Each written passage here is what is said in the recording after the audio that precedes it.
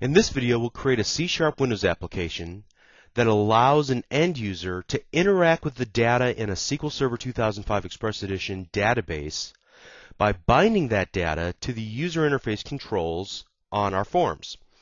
So we'll briefly talk about data sets and the major classes of the system.data namespace, which is often referred to as ADO.NET.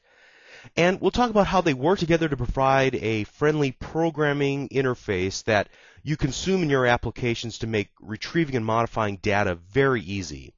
Now, the star of this lesson are the visual tools, the windows and the various wizards that we'll see popping up that make integrating databases into your application really a breeze. So Microsoft has made it easy for those of us who are just getting started to create very rich database applications, but they also expose the underlying classes that support this functionality so that experts can tweak it to their heart's desire.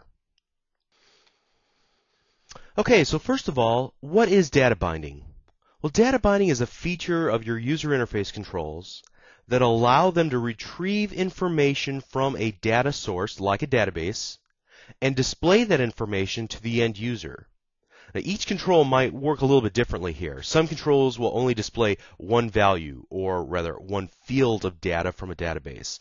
Other controls, like the data grid view, can display multiple fields of entire rows, multiple rows of data within its grid. And some controls allow you to edit the fields of data, which will then automatically update the original data source with those updated values.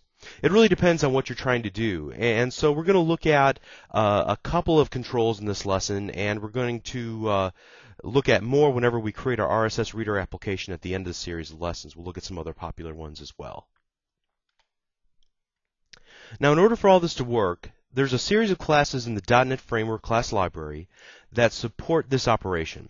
Now, obviously, those classes that are directly related to the user interface controls, like text boxes and list boxes, they're going to be involved.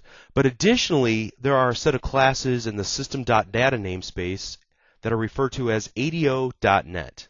Now, ADO stands for Active Data Objects, and the name has ties to some previous versions of a data access programmer's interface from Microsoft years ago. I don't want to get bogged down in the etymology of ADO, but let's discuss all the things that ADO.NET does for you in an application, at least at a high level. And then later on this lesson, I'll try to tie these concepts back to the concrete names of the classes, which will be created automatically for us as we drag and drop objects from the various windows onto our designer surface, and we're going to see how cool that is. Okay, so first of all, ADO.NET begins by managing the connection to the database, regardless of the type of database or other data source that you want to connect to. Now, a connection includes the process of locating the database, either using a file system or a network protocol, and it begins the handshaking to speak with the database. And just so you understand the concept of a connection, as long as a connection is open, your application can then speak to the database. Next, ADO.NET manages both the requests your application makes to retrieve the data from the database, and then it also manages the response from the database to return the requested data, or return a message that you ask for something that the database just can't deliver back to you. Next, ADO.NET then has a series of classes that manage the set of data that's returned back from the database query, so that you can write code to evaluate each field of data if you want to, or navigate through the data row by row if you want to, whatever you want to do. And then finally, at least for our purposes, there's a class that, for the sake of data binding the data to a user interface control, that this class will manage which row of data has been retrieved and set it to the current row. So if you have 10 rows of data your application returned from the database, all the user interface controls on your form need to know that they all need to be looking at the current row. For example, row 3. Now, if each control just looks at whichever row of data that they please to get their field of information, you've got problems.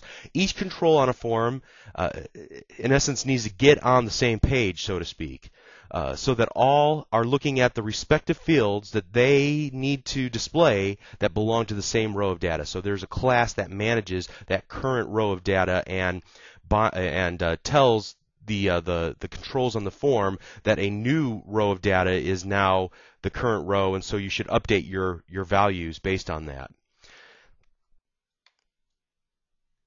Now, as usual, I've greatly oversimplified this, but hopefully you can see and begin to appreciate at a high level that ADO.NET is doing quite a bit for you automatically. You don't really have to know the specifics of how it works under the hood in order to get some benefit from it. Just know that there's a lot going on to support you in the building of database applications. Next, you might be asking yourself, why build applications that provide access to a database? After all, in the previous lesson, I demonstrated how easy it was to just open up the database and add or remove rows right from there. So why not just let your end user have access to that instead of going through all the work of building this face on top of a database? Well, actually, that's a great question, and there's several reasons why you would want to do this. First of all, in order to really get a lot out of a database, there's a certain level of aptitude that the user has to possess in order to interact effectively with the data in the database. And when you create a friendly user interface, you're hopefully going to reduce the learning curve for the end user so that they can do their job without having to worry about this weird error message that came back, or having to worry about referential integrity, or having to worry about some complex query that is necessary to pull data from several different tables, and we didn't really talk about that yet. But there's actually a lot of functionality that you can encapsulate and make easier by virtue of the fact that you're building an application that resides on top of a database. So you may not want to give them access to it just to simplify their lives. And then secondly, perhaps there's data in the database that you want secure. So you want to ensure that only certain users or certain computers can access that data, or perhaps you want to log who is making what changes to what fields and so on, and that's why you need to kind of control it through the use of a user interface to have more programmatic control over who is doing what to the data. Or thirdly, in the case of a website, you may want to display data in a database like a product catalog for your company's goods. Now, in that case, you wouldn't simply just put the database directly on the internet. First of all, it's not very visual, and you wouldn't have the high impact that you want. But instead, you'd provide some web page template that can access the database and display the information in a templatized format to the end user. And then finally, in most cases, you don't want the users to directly access the database because, and there's really no easy way to say this nicely, but because they might screw it up. Your job is to make sure the data in the database is correct, that it's relevant, that it's properly formatted, and so on.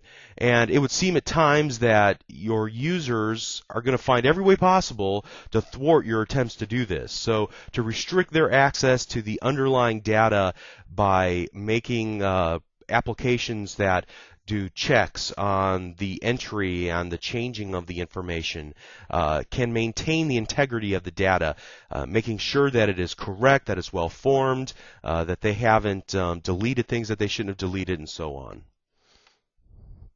And honestly, there's probably a dozen other reasons why you'd want to create a user interface on top of a database instead of allowing the end user to access the database directly. And hopefully these are going to suffice for now. And let's get started with building an example or two. Hopefully it'll become more obvious as we move forward. Okay, I've taken the liberty to create a new project called Lesson 09. Using the steps from the previous video, you can see I added a .mdf file, a new database file called My Company. And within that My Company database file, I added a single table called Customer. And you can see in the main area where I have the definition for the customer table, I have three fields: a customer ID, which is the key to that table, which is of type integer, and I'll scroll down here in the properties area, and you can see that it is indeed an identity column. Okay. The next field is first name of type nvarchar, with the size of 50, and then finally last name nvarchar with the size of 50, which is the default as well.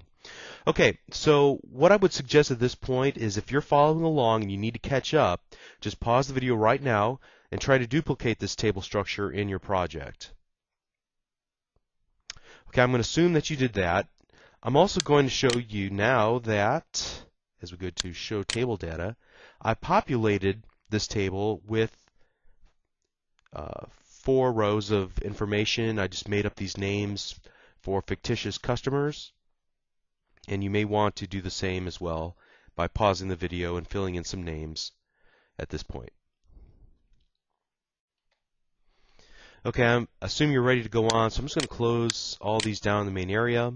The first thing that I need to do is create a data source. So I'm going to go to my Data menu option and select Add New Data Source.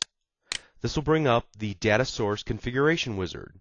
From here, you can see Database is selected by default, but there will also be additional types of data sources that we can choose from. Now we're going to ignore these for the time being, but this Data Source Configuration Wizard will allow you to connect to web services and to also objects that contain data. And again, we won't talk about this, but there's a lot of flexibility here. Let's select the next button. The next thing we're asked to do is choose a data connection. Now, by virtue of the fact that we created a database file in our project already has knowledge of this database. As we saw from our Database Explorer, there's already a connection that we were able to work from in that window on the left-hand side that's slightly covered up by our configuration wizard. So I'm not going to create a new connection since it could find the database that I want to work with already by default. There's also the ability to select other databases that are known by our project, or create a new connection to an external database that's not associated at this point with our project. Now you can also do something neat and just look at the connection string, which is just some information that ADO.NET needs to know about the connection object of ADO.NET in order to find and handshake with the database. We don't need to really play around with that, it's just read only. So I'm going to select the next button. Now it asks, how should we save the connection string? I'm just going to suggest that you select the next button here. Basically, that connection string we saw on the previous step of the wizard has to be saved someplace, and you can save it into a fairly updatable location into what's called an application configuration file. This is just an XML file that contains settings for your application. Now, we won't take the time in this video to talk about that at length, but in the other videos at www.learnvisualstudio.net, it talks at length about application configuration files. Let's select the next button. At this point, it's taking a look through the database to try to find the various objects that are available. You can see here that I can drill down and find our customer database, which is what we want to do. Now, what's going to come out of this is a data set definition, which is in an XSD file. We'll talk about that in just a moment. It asks for the data set name. We're going to leave it at the default and then select the Finish button.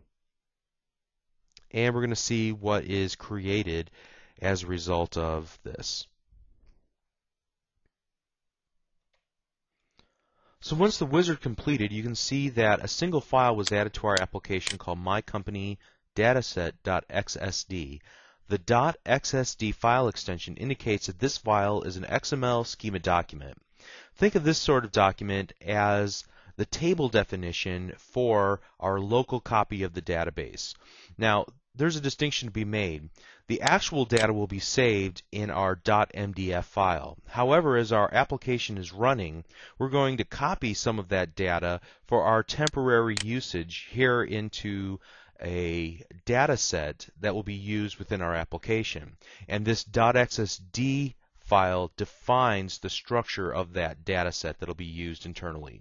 Once we have added records to our data set, deleted records from the data set, and updated records in the data set, then those changes will be resolved back into the original data source, mycompany.mdf, through the use of some special ADO.NET components.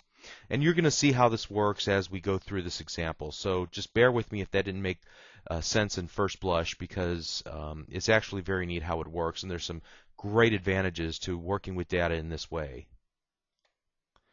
Now, Visual C# 2005 Express Edition also allows us to take a look at this document in a very visual way, because it's actually represented through a lot of weird characters that we could open up in Notepad, for example, and take a look at. But we're not going to waste the time to do that. We'll just look at the friendly representation that the IDE presents for us. You can see here that we have our an element called customer, and it has some child elements called customer ID, first name, and last name.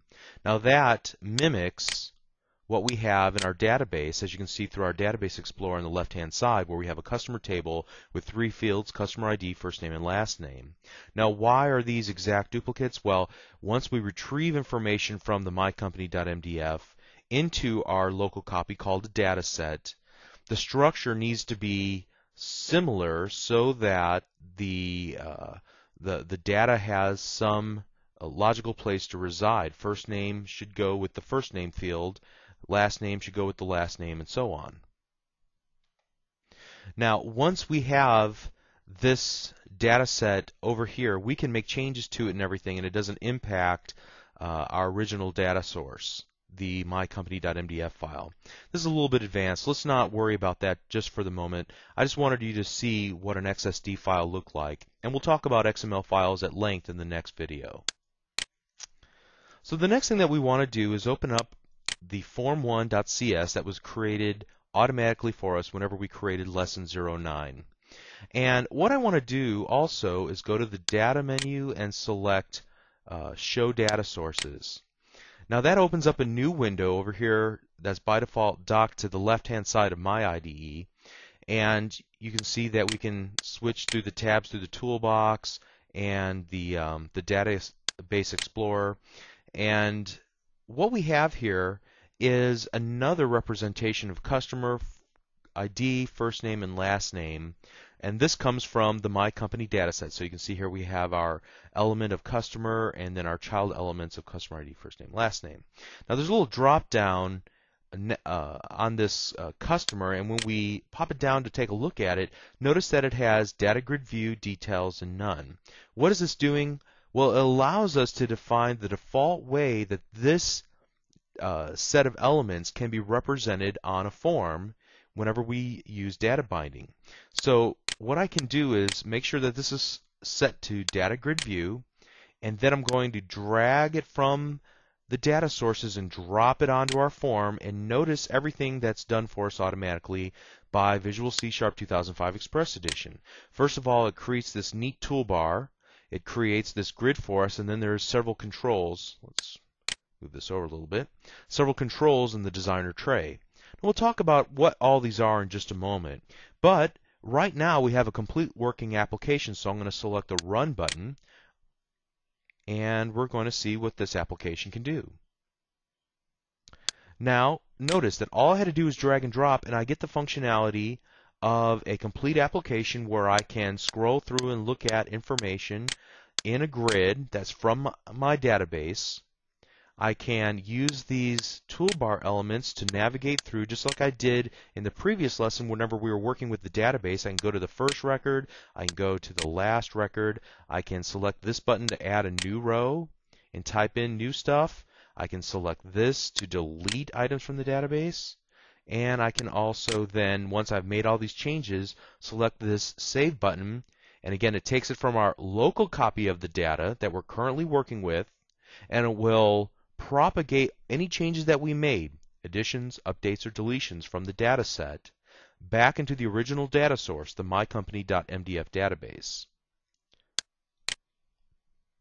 So hopefully you can see the power of this data sources window. Now there was another option as well here, which is a detail view. Let's just do that for fun. I'm going to delete everything one by one just by selecting it and then using the delete key on my keyboard to remove it. Then I'm going to set this to details and drag and drop this onto our design surface. And now I get a different representation visually of the data. I'm going to run the application again. And notice now that I get a form instead of a grid view, a form view, where again I can go to the last record, the first record, I can create a new item, I can delete it, I can save the data back into the original data set. So there's just two representations of the exact same data. The other benefit is that I still have the ability to go in and add things to my application. I can create new items on my form. I can do some validation.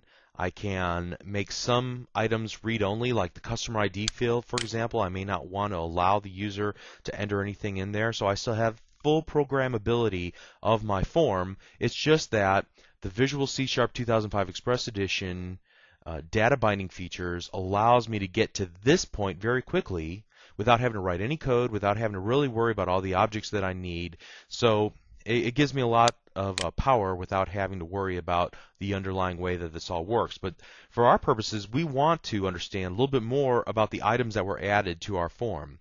Now, in both cases, whether we used the details view or the grid view, notice that there were items that were added both to the form and then also to our designer tray. Let's go through each one of those one by one. Now, the first item is an object called MyDataSet. We've already talked about what a dataset is. It is the container, the local container for the data that we want to work with within our application. So as soon as our form opens, what happens is that that dataset gets populated with data from a database. Now, how does that happen? The way that that happens is through the use of the next object on our designer tray, which is the customer table adapter. This table adapter knows how to retrieve data from the database.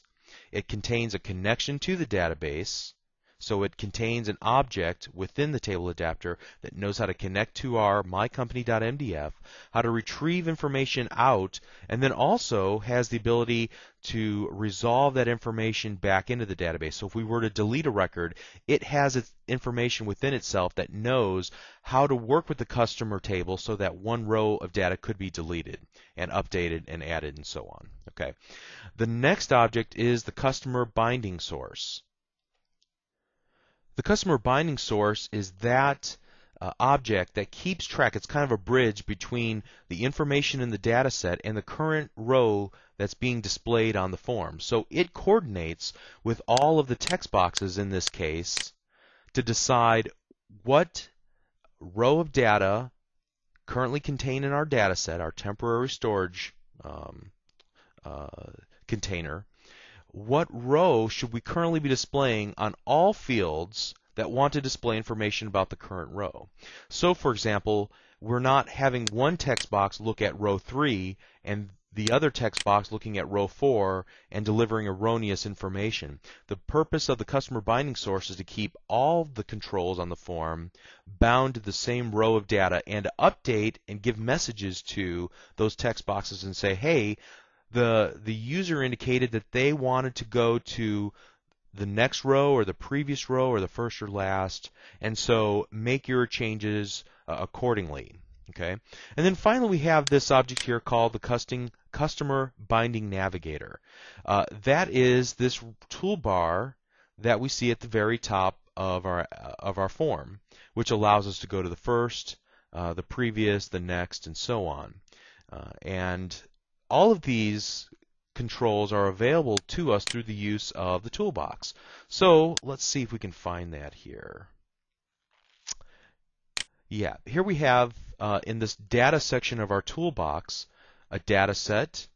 You can see our data grid view, which we used just a moment ago, the binding source, the binding navigator, and also if we peeked around a little bit more, I'm sure we could find the table adapter and so on.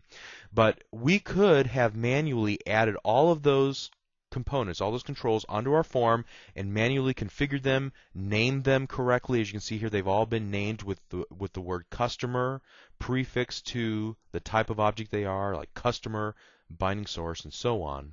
But the data source window did that for us automatically. Now there's one other player in this, and that is there's properties in each control on the form that allow us to bind to a specific field within the data set. And so if we scroll down and take a look at, for example, the text property, let me get on the right control here. Here we go. In the text property of this text box, notice that there is a little database icon. And if I hover my mouse cursor over, you can see that it is bound to the customer binding source, specifically the customer ID field. Okay, if we scroll down a little bit more here, let me see, there should be another section. Here we go. This is the data section of the properties window for our text box, and we can open up this data bindings rolled up area and take a look at this text property. And if I were to use the down arrow on this little combo box, it opens up this visual window that allows me to select a given binding source and then a specific field within that binding source. Again, this information is coming from the schema document originally that we created in our project, and then the binding source knows how to talk with the data set and relate that back to, in this case, the text box control, that it should be bound to the customer ID. Now, if we were to go on to first name and then open that up, you can see that first name is selected from the list there, and so on. Okay, so all you need to know at this point is that by using these the data source window and dragging and dropping, we can set that automatically. But let's talk about how to set some of these things manually by creating another form within our application.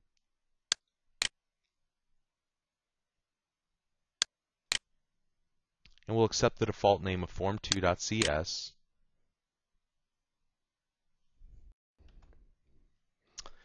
And this time what I want to do is manually add all the things that I need onto this form. So the first thing I'm going to do is add a list box, and then I'm going to add 2 text boxes.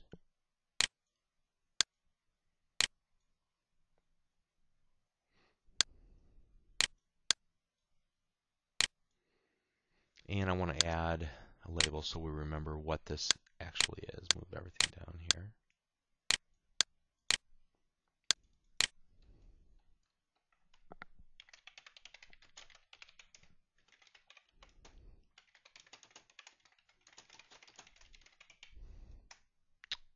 Okay, and we'll add a button here as well.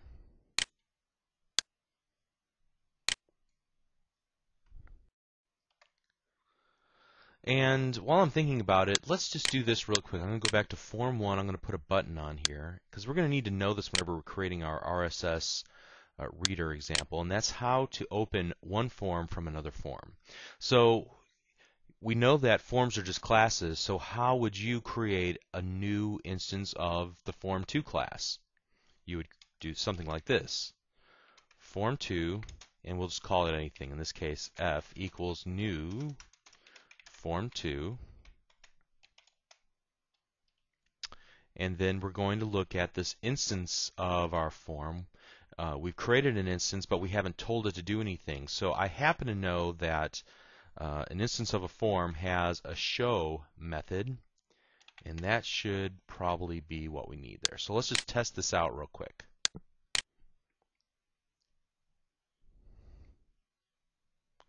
Going to click button 1 and notice that Form 2 pops open. Very cool. Okay, so now let's get back into Form 2. Okay, so I know I need several components in order to hook this up to the database. Now, how do I do that? Well, fortunately, if I were to go over here to my toolbox, you can see that there are some what are called strongly typed versions of some components available for us. So in this case, there's a customer table adapter and a My Company dataset. Now, these again are just strongly typed versions of these components. I could come down here to this data section and drag and drop a data set and drag and drop and find the table adapter and so on.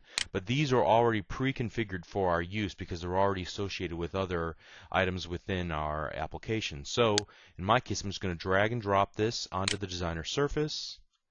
And then I'm also going to drag and drop the My Company dataset instance onto my design surface. Okay. And so let's see if that's all we need to do. Let's run our application and click our button 1. But notice that nothing happens, that we don't see anything in our list box or in our text boxes. So we obviously haven't done enough. Let's go back and work through this example a little bit more. Let's go back to Form 1 and let's take a look in the Form 1 designer. and see if there was anything added for us by the IDE. And in fact, there are some things that were added for us. You can see here that we have some redundant code, and I think this is just because of the way that we added and removed items from our form. There's 3 copies of the exact same piece of information here. But ultimately, you can see that we are calling customerTableAdapter.fill, and then we're passing in the myCompanyDataset.customer.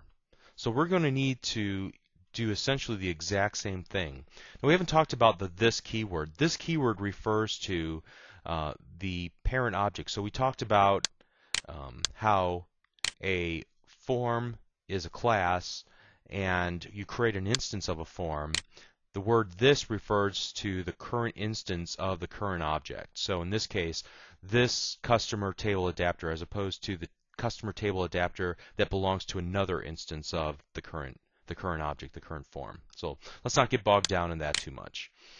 Let's move on to here and create a similar line of code. Whenever the form first opens up, we're going to need to add a line that looks like this. CustomerTableAdapter1.fill, and then we can just pass in myCompanyDataset.1, or we can specify that we want to work specifically with the customer table. Okay, so what does this fill method do of our table adapter? The fill method is what takes action to grab the data from the database and then populate the customer table of the data set with the data it retrieved. So that's what the fill method does. The other thing that we need to do is, at this point, we haven't told the list box that it should be data bound to the data set. So I'm going to use this little task arrow that pops open, and I'm going to select Use Data Bound Items. It's going to allow me to select the data source. What I want to do is select from Form 2 List Instances, myCompanyDataset1. Then I get to select the display member, and I want to use for that the last name. And then the value member, I want to select the customer ID. So what's the difference between the display member and the value member? The display member is what actually is viewable within the list box. But each item within a list box has an underlying value associated with it. So it could be one and the same. We could have last name populated here as well. But because 2 people could have the last name of Smith, it might be better to use the customer ID, which is always unique, as you recall from our discussion on using unique keys within our database. Now that's all we're going to use for that. So let's save this and then run our application and see if this now works. Again, we're going to click button 1. And now notice that we have our 4 names listed because we have filled the data set with data, and we've told the list box to bind to our data set, specifically the customer table within the data set, and more specifically the last name field of the customer table. Let's go ahead and close that and move on. So the next step that we want to take is to bind up the text box controls on the right-hand side so that when an item is selected from the list on the left, that we can see the first name and the last name in the text boxes on the right. Now, there's 2 ways that we can go about this. If we just need read-only functionality where we're just allowing somebody to read the values, we can do this fairly easily by selecting the item, then going to the Properties window, finding the data binding section for the text box, going down to that text property of the data binding section, and then clicking the down arrow in the combo box. This will allow us to select the data source and the data element that will be used to populate that text box. We'll use Form 2 Lists Instances so that we can look at our instance of the myCompany dataset. As you can see, it's called myCompanyDataset1. That is this reference, this object here that's been dragged to our designer surface, and we'll expand that. You can see we can see the customer element and the child element's first name. We want to use that here, and then we'll do the same thing here. We'll do this a little bit faster this time. We'll just drill down to get the last name associated with this text box. Okay, Let's run this real quick and just to show you that this will work.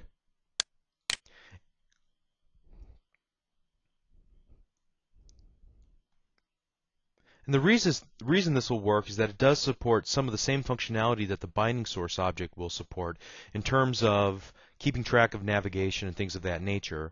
But in order to get the most out of our application, so you can see here as we select each item in the list box, the corresponding item here on the right-hand side will be displayed. But to get the most out of the list box, so if we were to make a change to, say, Chuck Rivetto and change this to Charles, we want this saved back into the original data set. And in order to really make this work with the fewest number of lines of code necessary, we're going to add a binding source in order to manage that process. So what we'll do, first of all, is go down to the data section of our toolbox and select the binding source object. You can see here in the description that it encapsulates the data source for a form and provides navigation, filtering, sorting, and updating capability. So there's a lot of neat things that you can do. You can navigate through the record set just using code by using a method called next or previous or first or last. You can also filter through the data set to only return those items that, for example, have a certain last name that you're looking for. So you can build in some search functionality. But what we're going to use it for is for its ability to give us some updating capabilities, so we don't have to write a lot of code in order to save the changes from the form back to the original data source. So you see I added the data source object to the designer tray. I'm going to select it and I'm going to set some properties, specifically the data source, which I'm going to set to project data sources, my company data set. And then I'm going to select a data member. There's only one here available to us, which is the customer table, or the customer element. Okay, and then the next thing that we need to do is take our list box and our two text boxes and bind them to the binding source. So we're going to remove the bindings that we have directly to the data set and move those bindings to the new data source object that we created. So we can think of this as kind of an interim object that manages the relationship between the controls on the form and the underlying data set. So the first thing we'll do here is select our list box, go to data source, and you can see here the binding source 1 is now available. So we're going to select that. And we're going to need to change the display member and the value member. So we want to display the last name rather, and then for the value member we want to change that to the customer ID. Great. Okay, and we'll do the same with the text boxes. Let's find that here in our data binding section.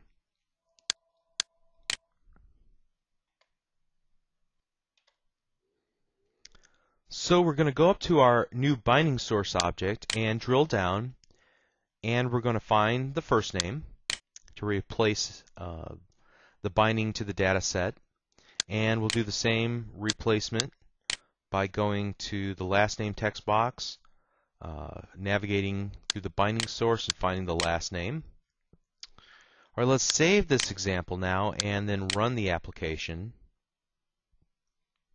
just to make sure that the binding still works, so that we can select from the list on the left and see the results on the right, and it still seems to work. Excellent.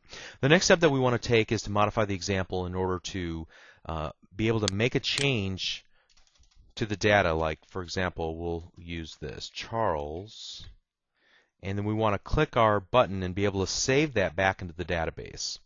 So let's go ahead and stop this. And now I'm going to double click the button.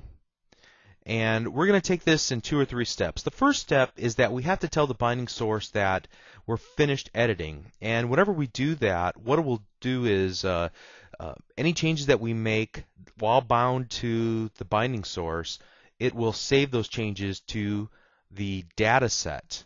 And then what we need to do is take the changes that were made to the data set and save them back into the original data source, the database. Now, so the first object we're going to use is the binding source. So binding source 1 dot end edit. Okay, so that will take any changes that were made while we bound to the binding source, and it will save them back to its underlying source, which is our data set. Now we're going to take the data set and save that back to the database. Now, what is the object that we've been using up to this point that knows how to communicate with the database? Do you remember what that is? It's the table adapter. So our specific instance of the table adapter is customer table adapter 1.update. And we're going to have to pass something in. Now you can see that this is overloaded, so we can choose from just one data row to an array of data rows to the entire data set to just a single table within that data set. So just for fun, we're just going to pass in this last overload. So we'll do my company dataset 1 dot customer. Okay. Whoops. Dot customer. Great. Okay.